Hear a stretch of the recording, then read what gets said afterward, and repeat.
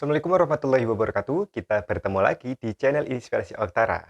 Ada satu keluarga yang dua anak balitanya ini ternyata aktif menerima PBI KIS. Dan ternyata ibunya ini tidak memperoleh PKH sampai saat ini. Mengapa bisa demikian? Padahal keluarga tersebut jelas-jelas dua anak balita ini aktif menerima KIS. Dan tentunya ketika dilihat dari persyaratan penerima PKH, tentu keluarga ini sangat layak untuk menerima bantuan PKH karena ada komponen kesehatan yaitu anak usia 0 sampai 6 tahun, bahkan ada dua anak sekaligus. Kira-kira apa yang menyebabkan hal tersebut terjadi?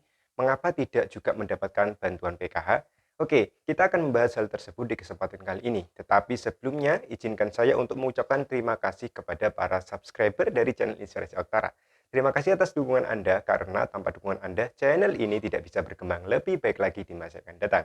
Ucapan selamat datang dan selamat bergabung bagi Anda para subscriber baru dari channel Inspirasi Oktara.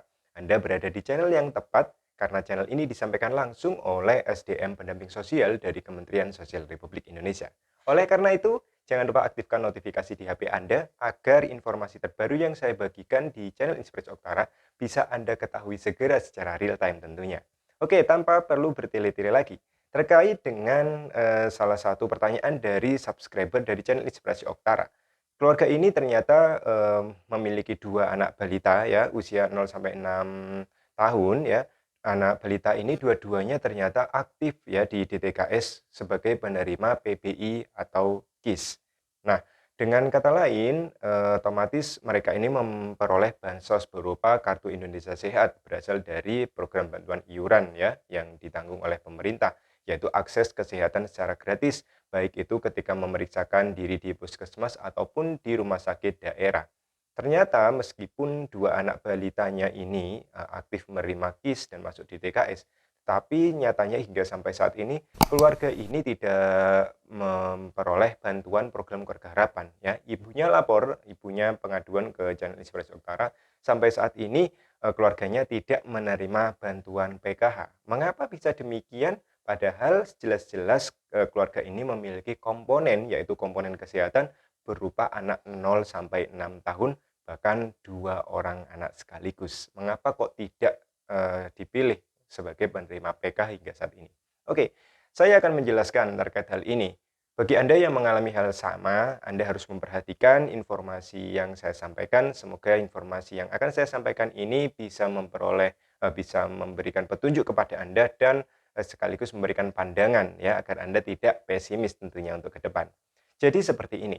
Penerima bantuan sosial untuk kedepannya ini berasal dari basis data ya, satu-satunya basis data yang menjadi acuan yaitu dari DTKS, Data Terpadu Kesejahteraan Sosial, yang dikelola oleh Pusat Data dan Informasi Kementerian Sosial Republik Indonesia.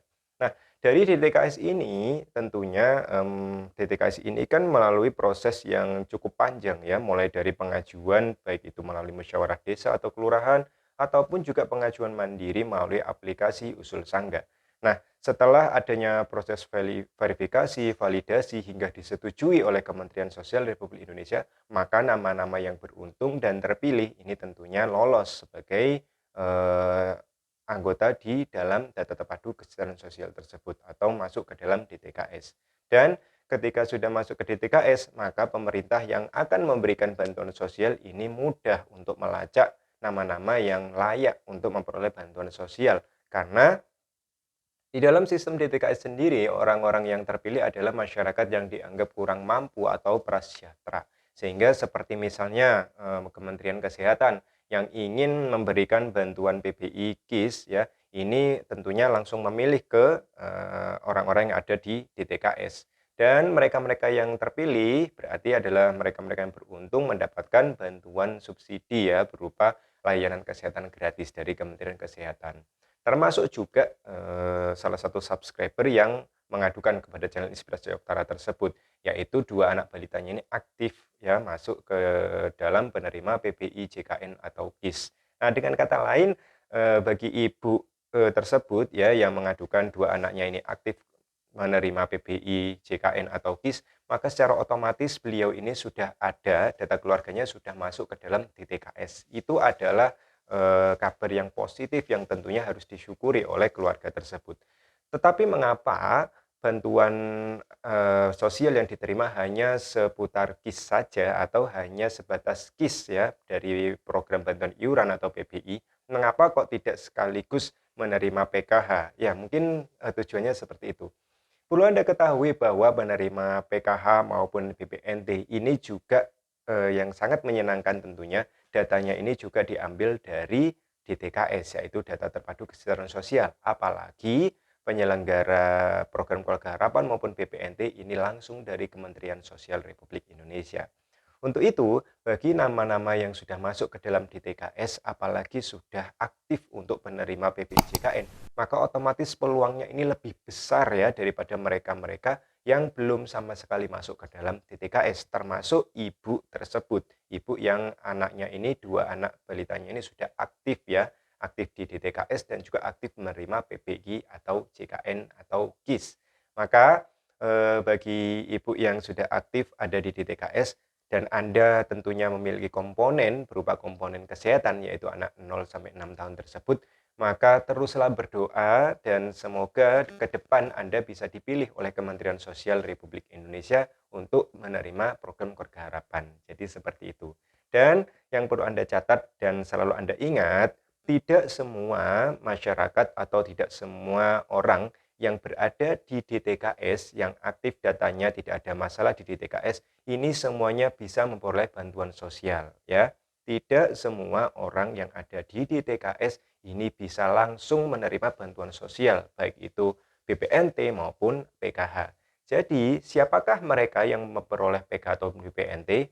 Jadi, yang memperoleh PKH ya ataupun BPNT adalah mereka-mereka yang ada di DTKS dan dipilih langsung oleh Kementerian Sosial Republik Indonesia yang dipilih dan telah ter-SK-kan. Jadi, jika misalnya Anda beruntung ya, Anda memiliki komponen di dalam kepesertaan PKH dan Anda sudah ada di DTKS, jika Anda beruntung maka nama Anda ini akan dipilih oleh Kementerian Sosial untuk mengisi kuota yang dibutuhkan ya sebagai penerima program Keluarga Harapan.